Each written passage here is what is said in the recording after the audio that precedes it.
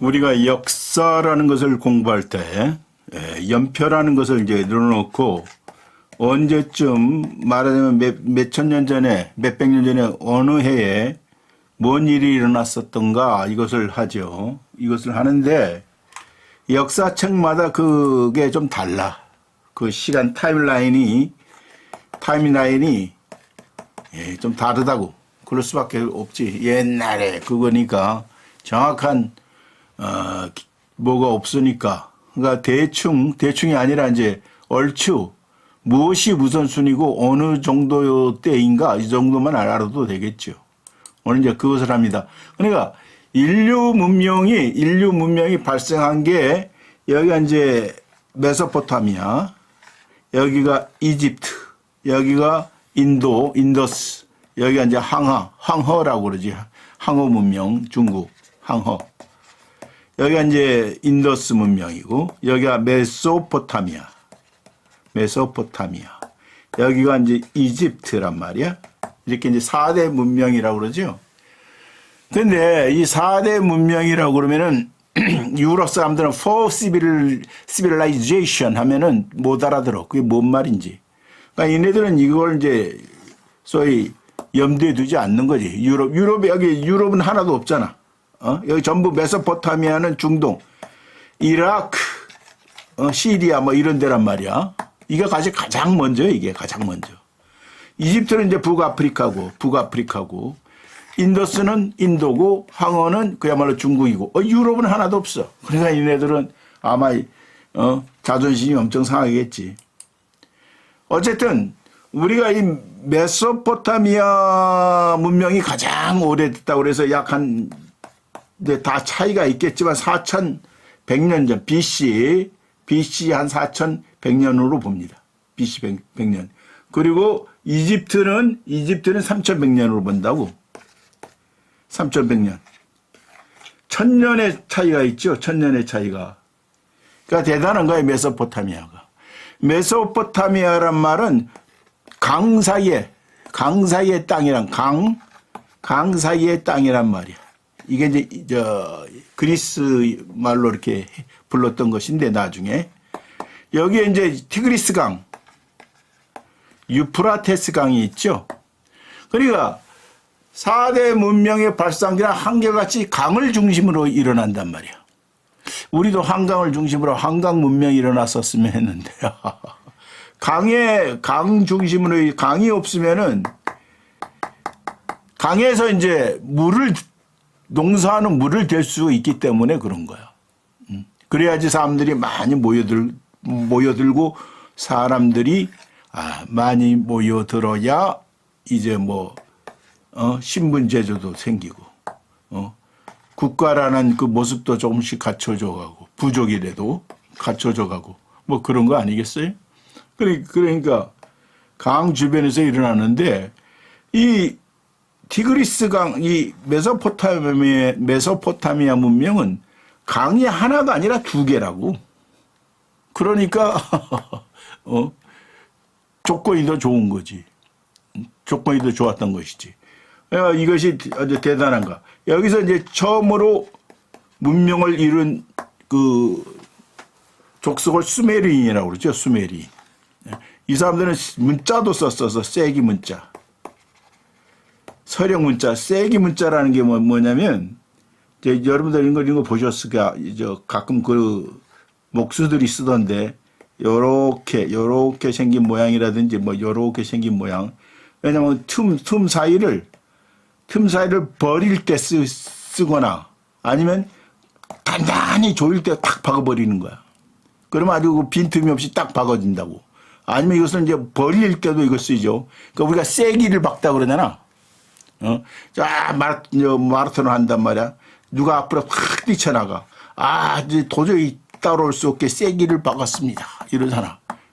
그 세기 모양이 이렇게도 생기고 이렇게도 생겼는데 이것을 점토판 위에다 탁 찍어요.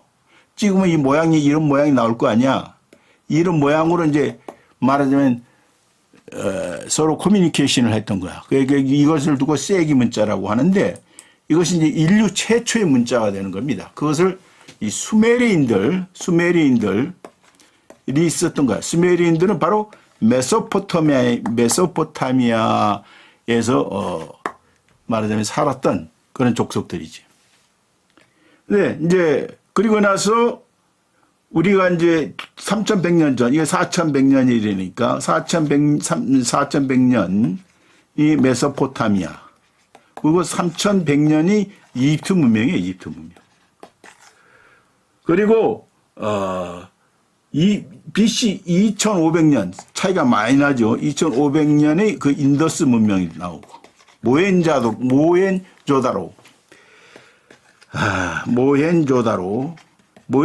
문명이라고도 하는데, 모헨조다로는 말하자면, 어떤 저 도시의 그 건축 양식이죠.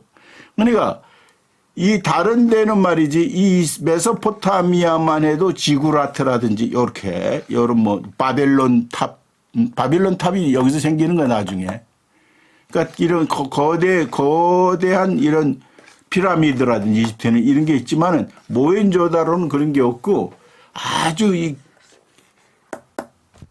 계획 도시예요, 계획도시. 계획도시 좀 다 이렇게 만들어가지고, 화장실도 있고 말이야. 화장실도 어떻게 보면 흘러가게 만들어가지고 일종의 수세식이라고도 할 수 있는 거야. 그 정도로 화장실이 발전했던 것이라고.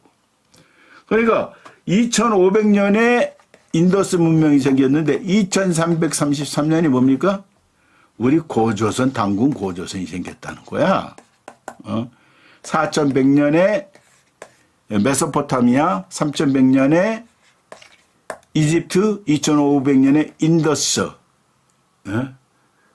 그리고 2333년에 당군, 고조선이 생겼다는 겁니다. 그리고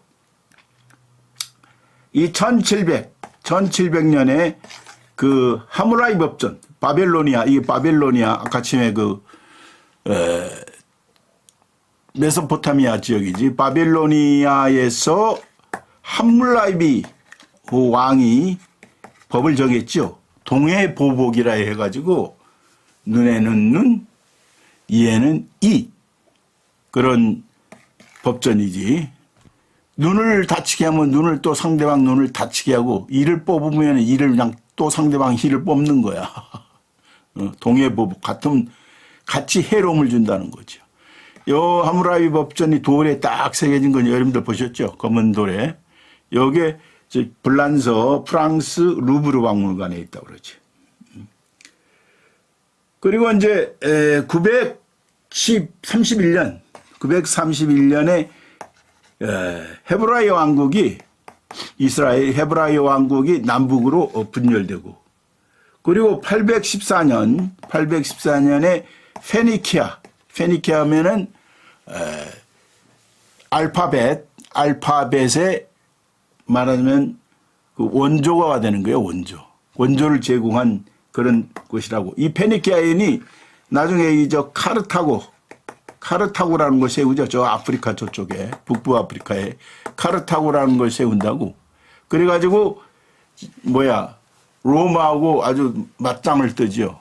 3차, 그리고 로마하고 전쟁을 포에니 전쟁이라고 그래, 포에니 전쟁이라고 하는데 1차, 2차, 3차.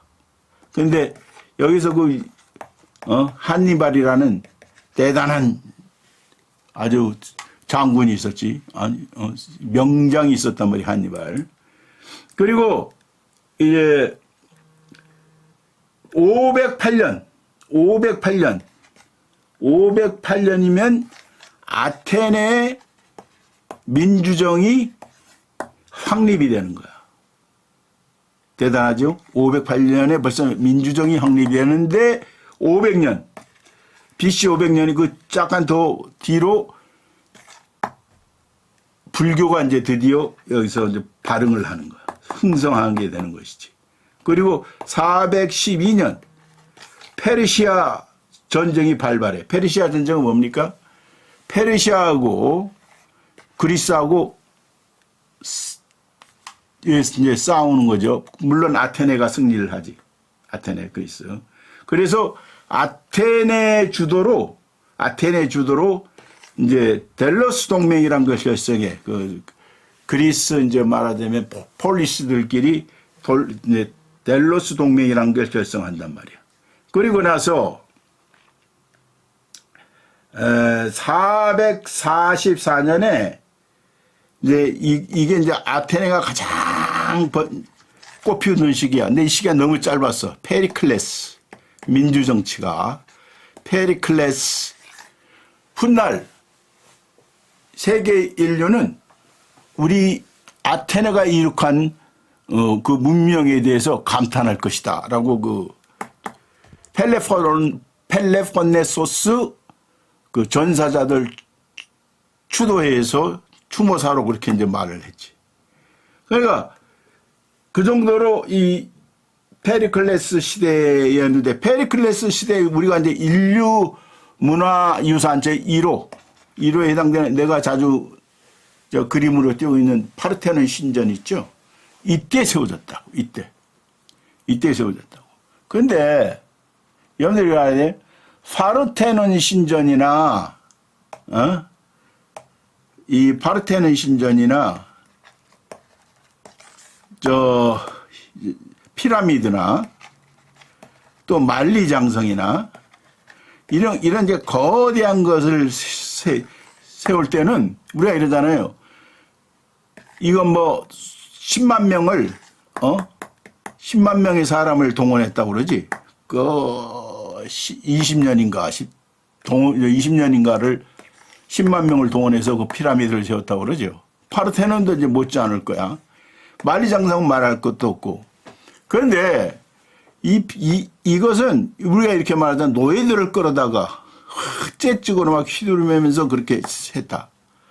그게 말이 되느냐고. 하루 이틀이지 어떻게 노예를 두들겨 패면서 그런 것을 그 위대한 작품을 만들 수 있겠습니까? 이게 말하자면 일종의 빈민 구제책이야. 빈민을 구제하는 거야. 그러니까 이 노동의 대가가 꼬박꼬박 지급되었다는 거야. 이 피라미드만 해도. 그리고 충분한 휴식을 줬고. 만약에 급식이 좋지 않았잖아요. 급식이 빵이나 이런 게 좋지 않으면 파업까지도 했었다는 거야. 파업까지도. 그러니까 파르테논 신전도 마찬가지예요. 이 페리클레스 때 있는데 페리클레스가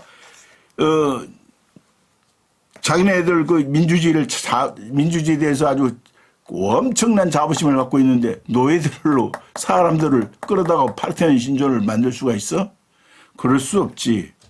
이것이 만약 이 거대한 공사를 통해서 루즈벨트가 그 댐 공사로 그 중산층을 말하자면 만들듯이 그렇게 돈을 지급하는 거야. 돈을 지급하기 위해서 만리장성도 그래. 만리장성에 대해서 그 얘기들이 많지 않아요. 만리장성 때 그 억울한 일을 당한 사람. 그러나 그렇게 수십 년 또한 그 일을 시키면서 그 엄청난 일을 시키면서 째찍으로 안 되는 거야. 그건. 이 째찍으로 그게 될 수가 없어요. 그러니까 이 위대한 누가 그러지? 만리장성을 보면 그 민중들의 피눈물이 떠오른다고. 저 피라미드를 봐도 그런다고. 그렇지 않다고. 우리가 그 상상을 해봐요. 그게 그렇게 되는 게 아니야. 그리고 그건 자기 무덤을 만들고자 하는 건데 피라미드는 더군다나 자기 무덤을 째찍을 때리면서 만들려고 그러겠어요. 그건 말이 안 되는 거라고. 그러니까 그런 걸 알아야 된다고. 우리가 역사에서 저기도 무슨 뜻이 있을 것이다. 그리고 이제 춘추전국 시대가 언제냐? 춘추전국 시대가 770년이요. 770년. 770년에 춘추전국 시대가 시작되죠. 770년에. 춘추전국 시대라는 것은 누구야? 춘추전국 시대라고 하면 봄과 가을 이 공자가 편찬한 역사서예요. 역사서. 그러니까 추나추동식으로 딱 이렇게 계절이 바뀌면서 세월이 간다는 거죠. 그것을 두고 춘추라고 그러는 거야. 그 춘추 시대라고 그러는 거야. 근데 공자는 이제 주나라, 주나라라는 그 나라를 이상향으로 여겼지. 그래서 이 사람의 목적은 뭐냐? 공자님의 목적은 주나라로 돌아가는 거야. 아주 복고주의자, 복고주의. 그러니까 이분이 수리부작이라는 말을 한다고. 수리부작. 나는 그러니까 옛 성현들이 말한 것을 서술할 뿐이지 이렇게 말씀하셨다. 자기가 창작하는 게 아니라는 거야. 그러니까 여기서 옛 성현들이고 옛 것이라고 하는 것은 이 주나라 것을 두고 하는 소리예요. 근데 주나라가 봉건 제도를 하고 그랬는데 어쨌든 공자는 그것이 이상적으로 보였던 모양이야. 그리고 이제 전국 시대는 쭉 춘추 시대가 770년 시작된다면 춘추 전국 시대는 그야말로 아주 주먹이 힘이 힘으로 모든 걸 해결하려고 했던 시대지. 힘으로. 힘으로 이제 모든 것을 말하자면 이니셔티브를 잡으려고 했던 패권 시대. 그야말로 패권 시대. 법과 주목. 주목이지, 주목. 주목이 무엇보다 앞선다라는 그런 시대죠. 이때 이제 이걸 딱 전국 시대라고 그러는데 이 전국 시대가 403년에 시작되는데 아까 침에 770년에 춘추 시대가 시작됐다고 그랬죠. 그러니까 이 403년에 끝나는 거야. 말하자면 딱 무 자르듯이 끝나는 건 아니지. 왜 여기를 전국 시대라고 그래? 전국 시대라고 하면은 이제 춘추 시대는 물론 이제 공자나 이런 분들이 나타나고 전국 시대에는 이제 누구야? 대표적인 게 이제 손자. 아무래도 전쟁주의니까 손자병법이 중요한 것으로 대두되겠죠.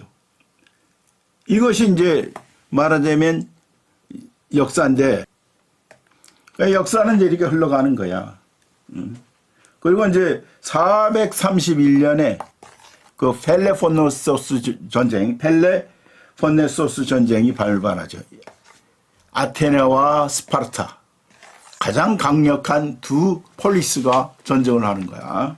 이 전쟁으로 이제 이 그리스가 소위 말해서 쇠퇴하기 시작해요. 그리고 나서 338년에 알렉산더 마케도니아가 그리스를 통일시킨다고. 말이 통일이지 정복하는 거지. 그리고 이제 333년에 마케도니아가 알렉산더가 원정을 시작했고, 로마가 이탈리아를 통일한 게 272년이에요. 그리고 진시황이 중국을 통일한 것이 221년이야. 221년. 그리고 한나라가 건국된 게 202년이고.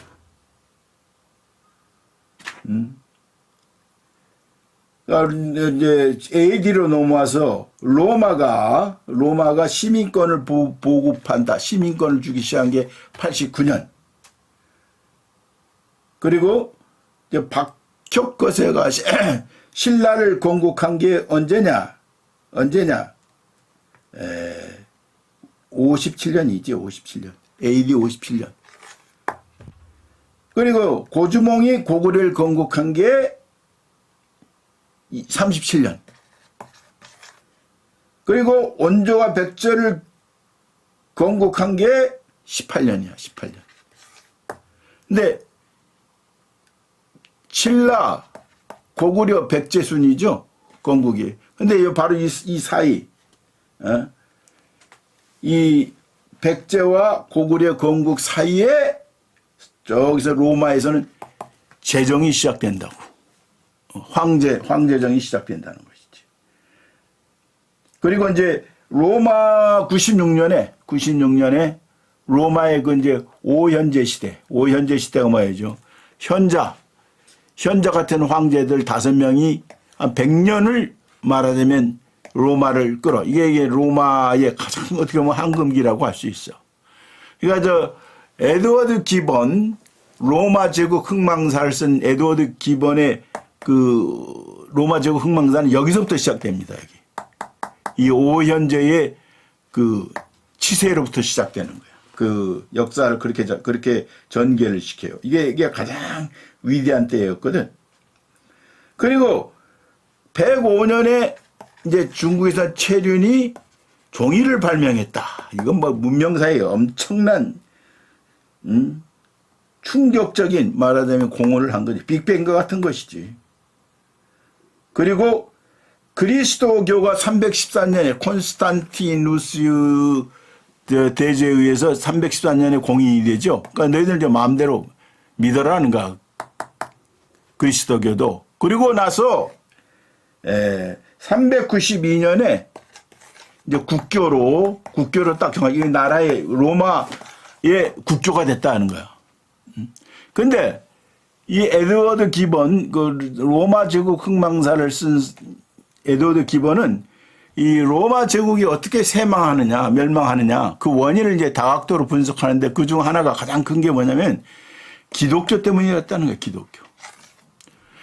기독교에 왜냐면 로마는 거의 2000년을 소로마 1000년 동로마 1000년에서 2000년을 거의 끌어온 거 아니에요.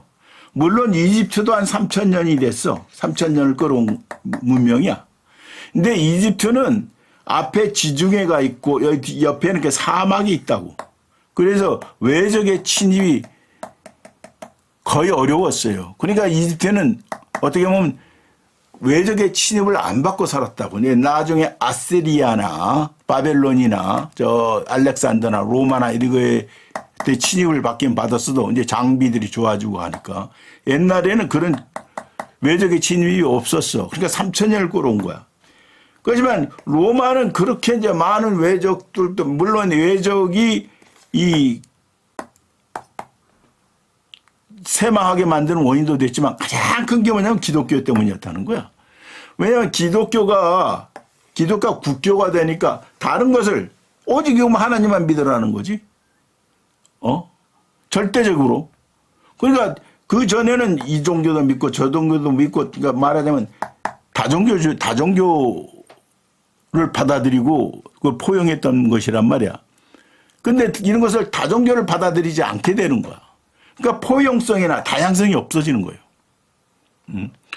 이 다양성이라는 게 그렇게 중요한가. 우리가 몸에 있어서도 몸이 어떤 그 바이러스 하나가 들어오면은 몸이 정말 그 하나의 면역 체제로만 되어 있으면 그냥 죽어버린다고. 그렇죠? 어떤 다양한 모에 견딜 수 있는 면역이 돼야 된다. 그러니까 이것은 면역 체제가 약화되는 거야. 이 하나의 신만을 믿어라 하면 사실은 면역 체제가 약화되는 거라고. 그러니까 이 국가들이 착각하고 있는 게 뭐냐면 하나로 똘똘 뭉쳐라. 하나로 강력한 뭐가 나서 하나로 뭉치게 하면 질서가 다 잡히고 뭐가 될 것이다. 천만의 말씀. 오히려 면역이 약해져요. 그렇게 되면. 그러니까 뭐 면역이 똑같은 거예요. 사람 뭔가 국가라는 것도. 면역이 약해진 거야. 이 로마가. 그래서 멸망하게 되었다. 이렇게 보는 것이죠. 나도 거기에 대해서 그럴 것이다 생각을 해. 자, 기본이랬다. 곰브리츠의 세계사. 세계사 두 번째 시간입니다. 나일강의 나라. 하면 어디겠어요? 이집트죠, 이집트. 근데 이 사람도 이집트로부터 잡았는지 모르겠어. 유럽인들이 그렇다고 그래. 유럽인들은 메소포타미아 문명을 되도록 언급 안 하려고 그러지. 물론 이게 나중에 이제 언급하긴 해요. 근데 우선 먼저 메소포타미아를 언급했어야지. 이제부터 약속한 대로 역사 시대에 관해 알아보자. 그 당시 그러니까 지금으로부터 약 5,000년 전인 기원전 3,100년경에 이집트의 한 왕이 살았다. 메소포타미아 문명은 4,100년이라고 그랬죠. 이건 3,100년. 왕의 이름은 메네스였다. 이집트로 가는 길을 좀 더 자세히 알고 싶으면 제비에게 물어봐야 할 것이다. 제비들은 쌀쌀한 가을이 오면 남쪽으로 날아간다. 산을 넘어 이탈리아로 날아가고 다시 바다를 건너가면 아프리카가 있다. 유럽과 가까운 이 북부 아프리카에 바로 이집트가 있는 것이요. 여러분들 저 이집트를 중동이라 하지 마세요. 종교는 이슬람이 됐지. 그러나 어디까지나 북아프리카야. 아프리카는 무척 덥고 몇 달씩 비가 오지 않는 지역이다. 그래서 식물이 거의 자라지 않는 사막이 많다. 이집트 주변 지역도 바로 그런 사막이다. 이집트 역시 비가 많이 내리는 곳은 아니지만 나라 한가운데로 나일강이 흐르고 있어 물이 부족하지는 않았다. 1년에 2번 나일강은 상류 지역에 아주 많은 비가 내리면 범람해서 주변 땅이 모두 물에 잠겼다. 그럴 때면 사람들은 집과 야자수 사이를 배를 타고 돌아다녀야 했다. 그리고 물이 다시 빠지고 나면 질척한 땅은 기름진 옥토로 변했다. 햇빛이 아주 풍부한 이곳만큼 곡식이 무럭무럭 자라는 것도 별로 없었다. 그래서 아주 오랜 옛날부터 이집트인은 나일강을 신처럼 숭배해 왔다. 4,000년 전 이집트인들이 나일강을 찬미한 노래를 하나 들어보라. 오 나일강이여, 그대를 찬미하노라. 그대는 땅에서 솟아 이집트인을 먹여 살리고 평야를 적시어 온 가축의 먹이를 대며 메마른 사막의 갈증을 식힐 뿐더러 보리와 밀을 키워 곡간을 채우고 가난한 사람 또한 섭섭지 않게 하니 우리는 하프를 켜면서 그대를 찬미하노라. 나일강이 얼마나 고마우면, 그러니까 나일강을 이집트는 나일강이 준 선물이라고 그러죠. 이렇게 고대 이집트인들은 나일강을 찬양했다. 노랫말에는 틀린 내용이 없었다. 그도 그럴 것이. 이집트는 나일강 덕분에 부유해졌고 막강한 나라로 성장했기 때문이다. 이집트인들은 왕의 지배를 받았는데 전 국토를 다스린 최초의 왕이 바로 메네스였다. 메네스가 다스린 시대는 기원전 3100년경이었다. 성서에도 나와 있지만 이집트의 왕들은 파라오라 불렸다. 파라오에게는 막강한 권력이 있었다. 파라오가 사는 거대한 석조 궁전은 굵고 커다란 기둥들이 떠받치고 있었으며 곳곳에 아름다운 정원이 있었다. 그러니까 권력이라는 것은 말이죠, 어떻게 해서 생성되느냐면은 많이 사람들이 봐주면 권력이 되는 거예요. 우리가 나 유튜브를 이제 하고 있잖아. 유튜브를 하면은 지금은 한 100명 정도야 말하자면. 근데 나는 내가 옛날에 여러분들이 말하자면 외국 사이트가 있어요. 외국인들을 위한 사이트. 거기에는 그래도 몇천 명 됩니다. 그건 음악이라. 많이 봐주잖아. 클릭이 많잖아 말하자면. 많이 봐주면 그게 권력이 되는 거야. 그렇죠? 독자가 100만 명이 되고 유튜브가 200만 명이 되고 뭐 이러잖아. 그러면 유튜브 하는 사람이 말하자면 대형 유튜버라고 막 이러고 그러잖아.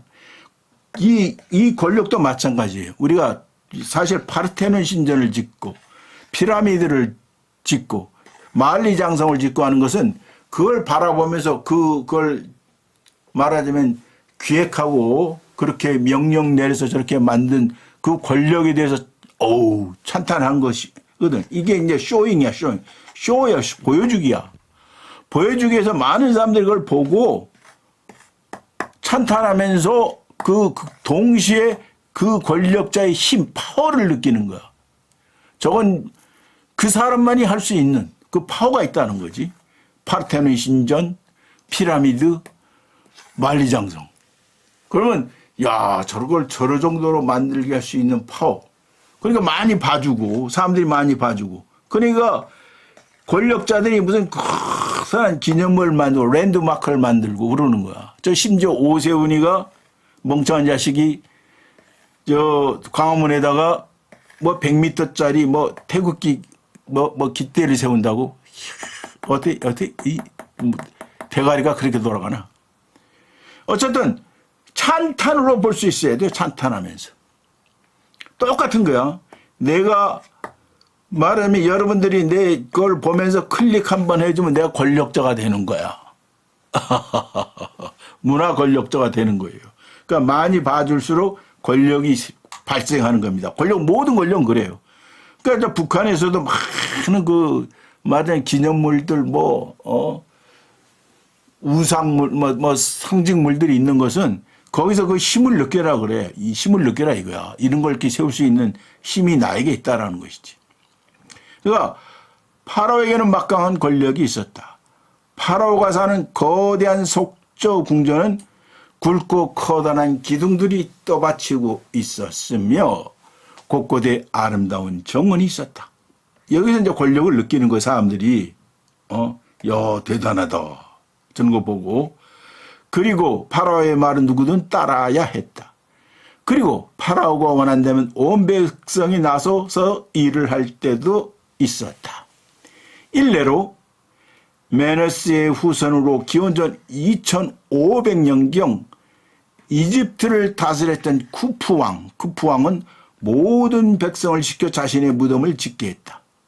그가 원한 것은 산처럼 높고 커다란 무덤이었으며 실로 거대한 무덤을 세웠다. 쿠프의 피라미드라고 있죠. 배 피라미드. 우리가 이집트의 피라미드하고 사진을 이렇게 다 거대한 거 내보내는데 그게 바로 쿠프 왕의 피라미드거든. 근데 이 사람은 8살에 왕이 되어가지고 18살인가에 죽어요. 아마 여러 가지가 이야기가 있지만 이 근친상간으로 태어나서 그런 거 아닌가 이렇게도 보는 거야. 옛날에 이 왕족들이 이 씨가 좋아야 된다 해가지고 근친상간도 많이 한단 말이야. 그것이 오히려 엄청난 뭐라는 거 잘못된 것이라는 그 생물학적 그것이 지식이 없었으니까. 그가 원한 것은 산처럼 높고 커다란 무덤이었으며 실제로 거대한 무덤을 세웠다. 쿠프 왕의 피라미드. 이 무덤은 오늘날까지 남아있다. 바로 유명한 쿠프 왕의 피라미드가 그것이죠. 그렇죠? 이 피라미드를 사진으로 봤을 수도 있다. 그래도 이 무덤이 얼마나 큰지는 쉽게 상상하기 어려울 것이다. 이 무덤은 커다란 교회 몇 채를 품을 수 있을 만한 규모이다. 이 거대한 돌무덤 꼭대기에 올라간다는 것은 등산에 비교할 만하다. 그런데 이집트 사람들은 커다란 돌덩이를 쌓아 올려 무덤을 만들었다. 이게 이제 바로 그 쿠프 왕의 피라미드죠. 이 스핑크스는 돌을 쌓아서 올린 게 아니라 거대한 돌을 이게 깎은 거예요. 그냥 조각을 한 거야, 이게. 이게 이제 피라미드를 지키는 것이다. 그렇게 이제 그것을 나타내는 것이지. 그러니까 이것을 과연 어떻게 지었느냐? 나도 참 불가사해. 왜 이 엄청난 그 기술이 전해지지 않았는지. 나 이거 이해가 안 가. 이 정도로 만들었으면 그래도 많이 사람들이 참가했을 테니까 이걸 어떻게 만들었다라는 게 전해질만 하잖아요. 구전으로. 아니 안 전해진다는 게 나 그거 참 이상하다고. 그러니까 뭐 외계인이 만들었다는 둥 아니면 거인족이 만들었다는 둥 무슨 거인의 손가락이 발견됐다는 둥 뭐 이런 말들을 한단 말이야. 너무나 그러니까 불가사의라고 하는 거지. 불가사의니까. 당시에는 아직 기계라는 것이 없었고 군림대나 지뢰가 고작이었다. 사람들은 모든 것을 두 손으로 직접 밀거나 끌어올려야 했다. 아프리카의 탄 듯한 더위 속에서 말이다. 대략 30년간 10만 명의 사람들이 농한기 때마다 파라오를 위해 일해야 했을 것이다. 이들이 피로에 지치면 파라오의 감독이 하마 가축 채찍을 날렸을 것이며 그러지 않았다고요.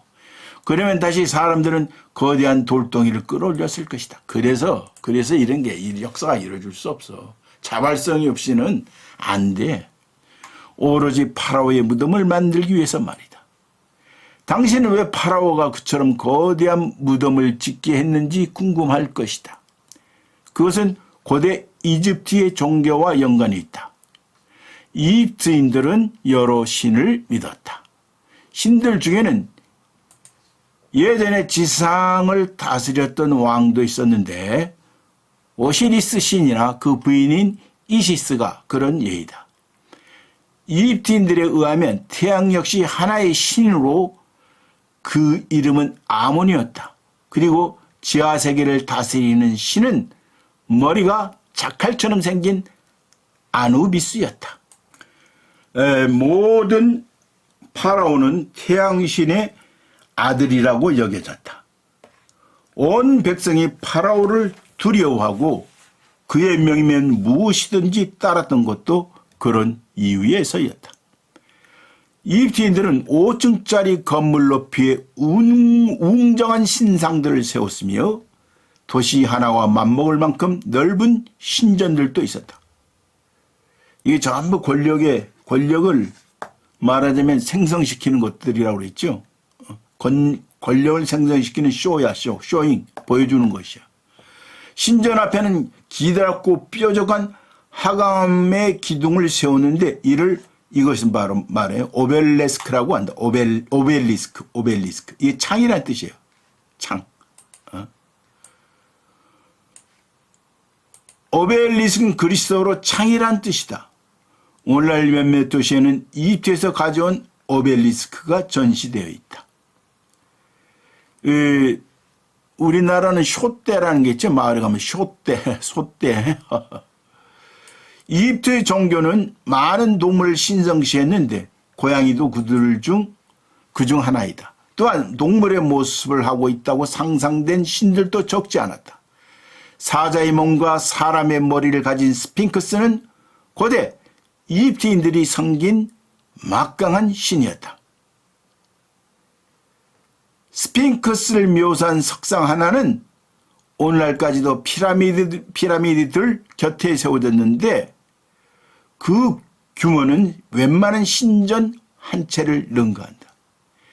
이 신상은 5,000년이 넘는 세월 동안 사막의 모래바람을 이기며 파라오의 무덤들을 지켜왔다. 이 신상이 얼마나 더 오랫동안 파라오를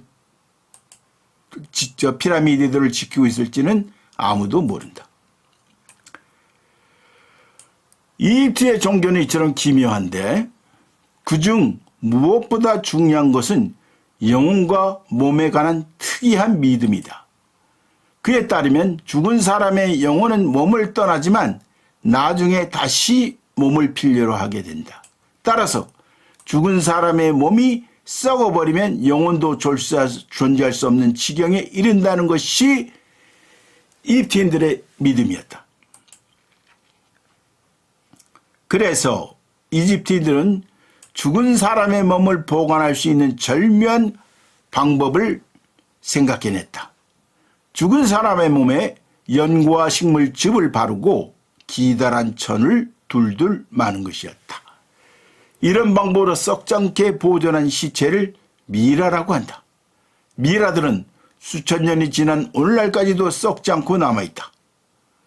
이집트인들은 미라를 나무로 만든 관에 눕혔고 그 나무관을 다시 돌로 만든 관에 넣었다.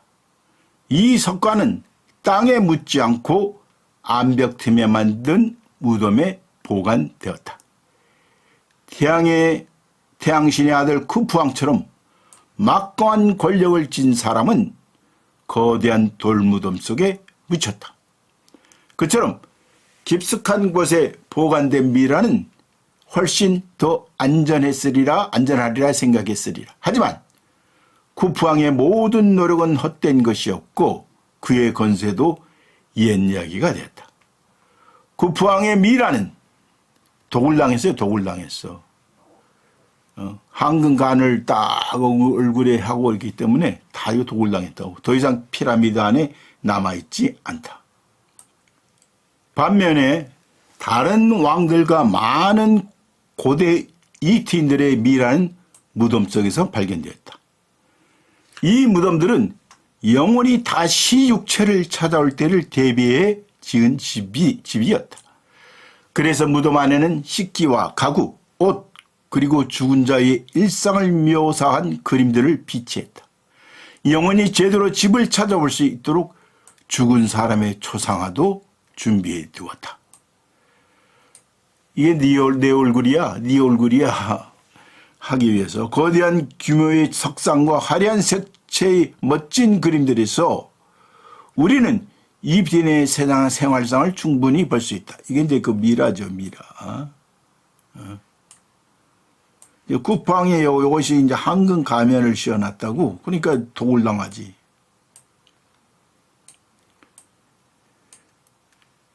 이들의 그림은 정확하지도 자연스럽지도 않지만 말이다. 현실에서는 앞뒤에 걸쳐 있는 사건이나 사물이 이 그림들에서는 대개 병렬적으로 묘사되어 있다.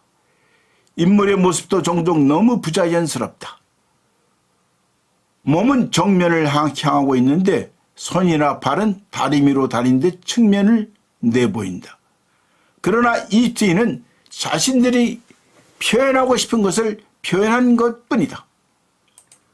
또한 이 그림들에는 모든 것이 아주 세세하고 구체적으로 묘사되어 있다. 나일강에서 커다란 그물로 오리를 잡거나 노를 저어가 창으로 물고기를 잡는 모습, 수로를 만들어 농토에 물을 대고 소와 염소를 초지에 방목하는 모습, 곡식을 타작하고 빵을 굽는 모습, 또한 신발과 옷 그리고 유리잔을 만드는 모습, 벽돌을 굽고 집을 짓는 모습 등이 그려져 있다. 유리는 이미 이 당시에 발명되어 있었다. 이게 그 그림들이죠. 요거 뭐를 불에다가 이제 많이 쬐은 다음에 뭘 구운 다음에 뭘 만드는 모습 같죠? 이런 모습들.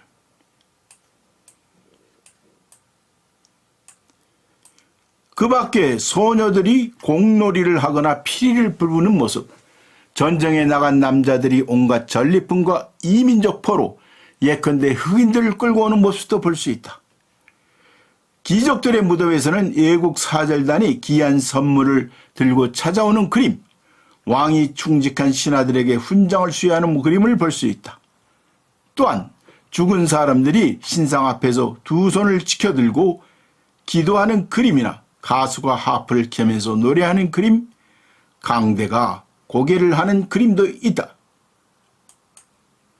무덤에는 이런 다채로운 그림들만 있는 것이 아니다. 아주 작은 그림들이 상하 좌우로 쭉 이어져 있는 광경도 볼 수 있다. 그림들은 부엉이나 남자, 깃발, 꽃, 천막, 풍뎅이, 그릇을 나타내기도 하고 톱니 모양의 선이나 나선 형태이기도 하다. 이 그림들은 대체 무엇일까? 이것들은 그냥 그림이 아니라 이티인들의 문자이다. 상형 문자를 말하는 거죠. 이러한 문자를 상형 문자라 한다. 상형 문자는 독일어로 히에로글리페, 영어로는 하이어로글리프라고 하는데 그리스어에서 유래한 이 말들은 원래 성스러운 기호를 뜻했다. 아닌 게 아니라 이 팀들은 이 새로운 기술을 아주 자랑스럽게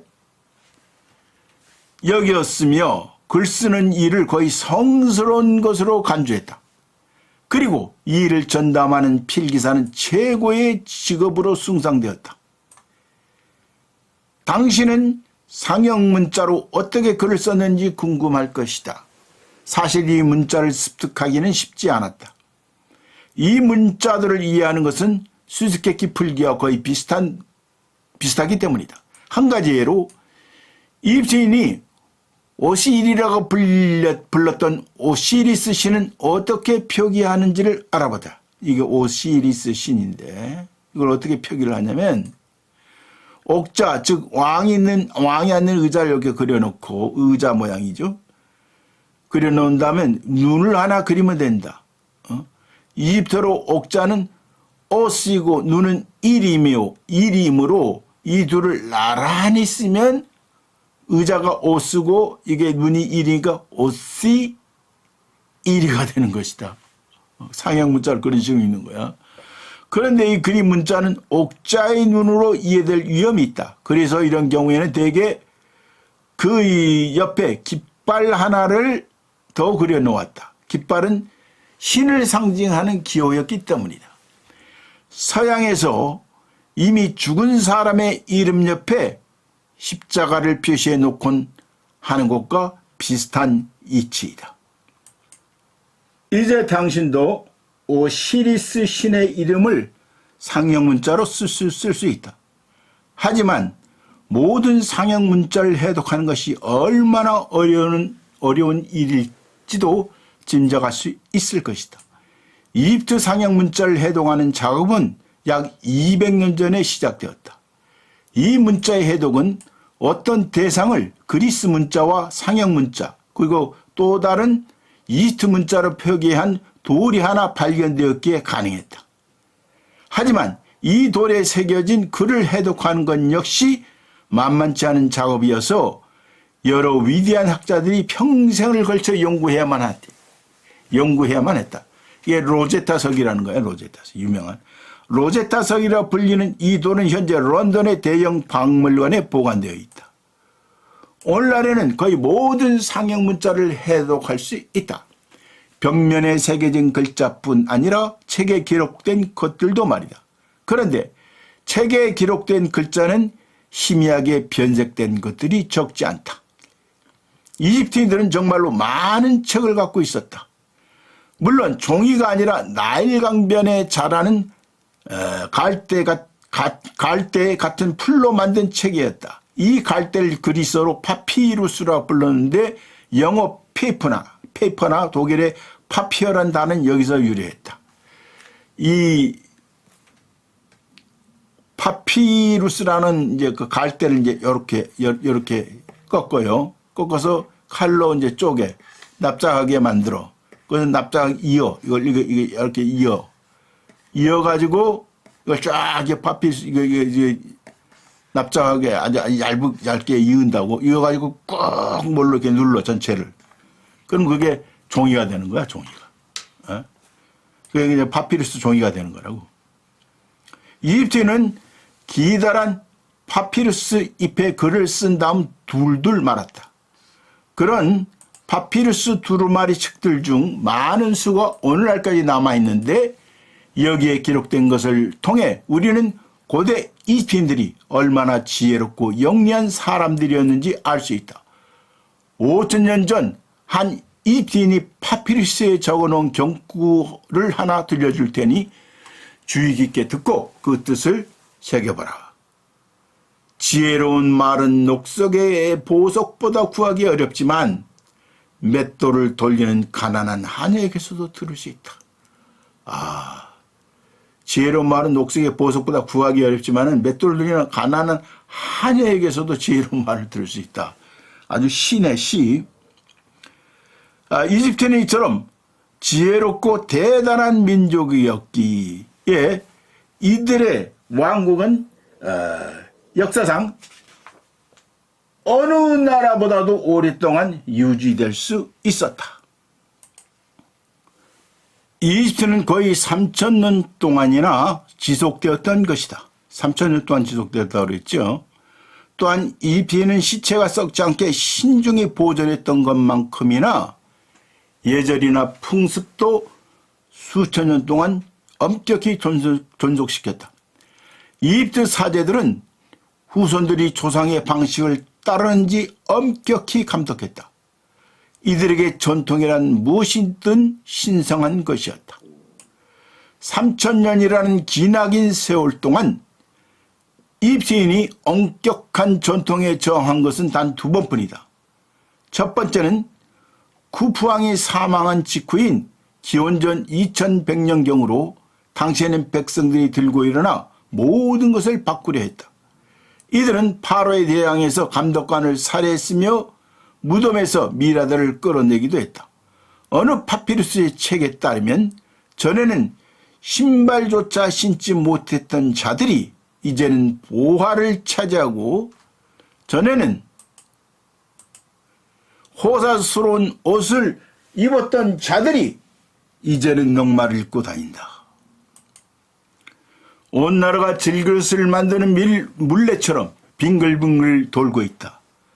하지만 이런 사랑은 오래가지 않았고 이런 상황은 오래가지 않았고 얼마 후에는 모든 것이 전과 다름없게 되었다. 아니 어쩌면 전보다 더 혹독한 상황이 도래했을 것이다. 2번째로 모든 것을 바꿔보려 한 사람은 어느 파라오였다. 기원전 1370년경에 살았던 이 파라오는 좀 특이한 인물로 이름은 이크나톤이었다. 그는 여러 신을 모시는 이집트의 종교와 신비한 풍습에 의심을 품고 자신의 백성에게 이렇게 말했다. 신은 오직 하나뿐이다. 그 신은 밝은 빛 속에서 모든 것을 창조하고 존속시키는 태양이다. 고로 그대들은 오직 태양신만을 경배해야 한다. 여기 이제 이 사람 이크나톤이야. 이크나톤은 아까 나 안 보여줬구나. 저 전 페이지에서 보여줬어야 되는데 옛 사원은 모두 폐쇄되었고 이크나톤 왕과 왕비는 새로 지은 궁전으로 옮겨갔다. 왕은 애것이라면 모두 반대하고 새로운 발상을 옹호했기 때문에 궁전의 그림도 모두 새로운 양식으로 그리게 했다.